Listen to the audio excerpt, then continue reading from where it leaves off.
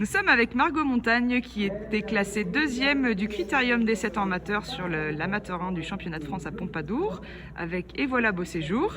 Donc Margot, peux-tu nous dire comment s'est déroulé le concours? Alors c'était pas très facile pour moi dès le départ parce que j'ai tiré le numéro 1.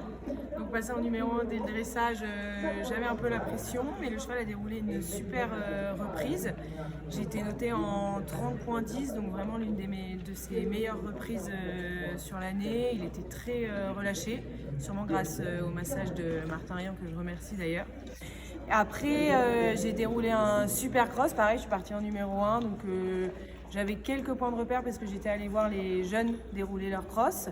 Et chez eux, ça n'avait pas fait trop de dégâts, donc je suis partie sans trop de pression en me disant que ça se faisait plutôt bien. J'ai roulé parce que je peux être un peu lente et mon cheval aussi, donc je suis partie dans un bon rythme. Il a super bien couru, il a top sauté comme à son habitude.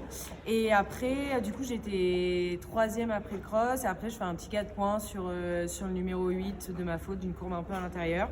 Donc je m'en veux un peu, mais le cheval a top couru pour notre première vraie année ensemble. Je suis très contente de ce cheval qui a beaucoup évolué. Et voilà.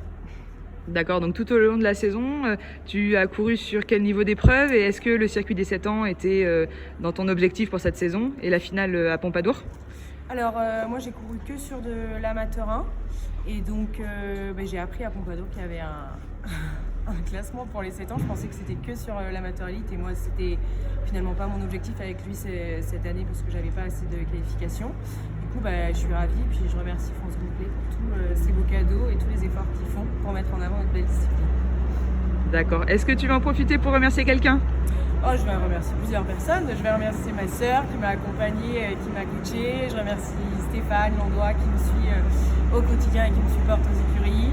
Je remercie Gilles Véron qui me fait travailler en CSO et Dieu sait qu'il y a du boulot. Et Vincent Guillotot sur le plat qui m'a bien fait évoluer le cheval aussi.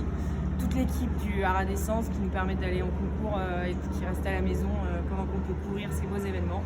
Et puis mes parents, si rien ne serait possible. J'ai fait un petit dos.